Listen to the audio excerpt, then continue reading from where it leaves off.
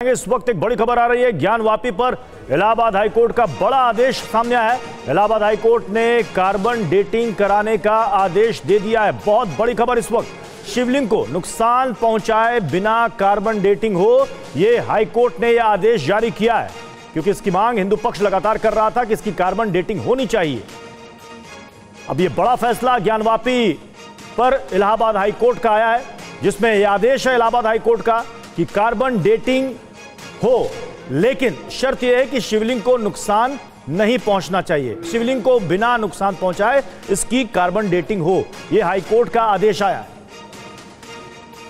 आपको याद होगा कि यह मामला काफी लंबे अरसे से चल रहा है और पिछले साल इस मामले को लेकर काफी जमकर बहस हुई थी।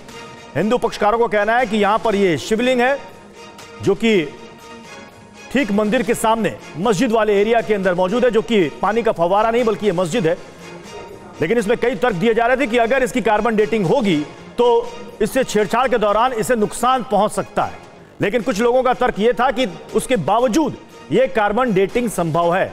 और अब इस मामले में इलाहाबाद हाईकोर्ट का यह बड़ा आदेश आया है कि इसकी कार्बन डेटिंग की जाए, ताकि पता चले कि यह जो शिवलिंग है या फिर जो पत्थर जिस पर दावा यह किया जा रहा है कि यह शिवलिंग है, यह कितनी पुरानी है, कितनी प्राचीन है। क्योंकि हिंदू पक्ष का यह दावा है कि यही दरअसल में असल शिवलिंग है, बनारस की, काशी विश्वनाथ की असल शिवलिंग यही है, दावा यही है। और इसी के लिए कार्बन डेटिंग की मांग उठ रही थी। हमारे साथ विनय इस वक्त हमारे साथ जुड़ चुके हैं। विनय, क्या कहा कोर्ट ने अपने आदेश में?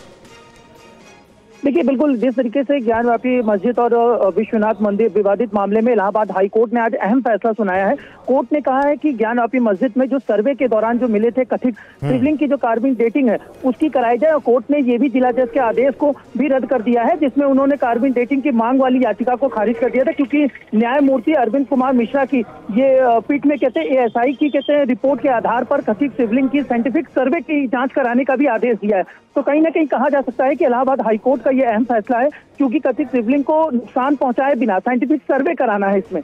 तो साइंटिफिक सर्वे के जरिए ही ये पता लगाना होगा कि बरामद हुआ जो कथित शिवलिंग है कितना पुराना है, क्या ये वास्तव में शिवलिंग है या कुछ और है। मामले में ASI की ने आज जो गुरुवार को जो बंद लिफाफे में जो अपनी रिपोर्ट पेश की थी, उसी में हिंदू पक्ष की महिलाओं की तरफ से ये याचिका जो है वो दाखिल की गई।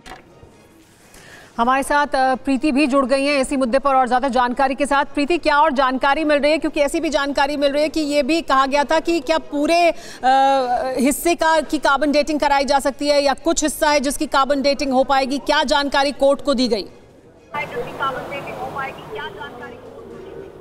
बिल्कुल, मैं आपको बता दूं कि आज जो है वो इलाहाबाद हाईकोर्ट की तरफ से बड़ा फैसला आया है और इलाहाबाद हाईकोर्ट ने ASI को कहा है कि शिवलिंग की जिस चीज़ पे विवाद चल रहा था कि ये कितनी पुरानी है, तो उसका उम्र बताने के लिए कहा गया है कि बिना शिवलिंग को नुकसान पहुंचाए साइंटिफिक रीज़न से ये पता किया जाए ये जो शिवलिंग है ये कितनी पुरानी है।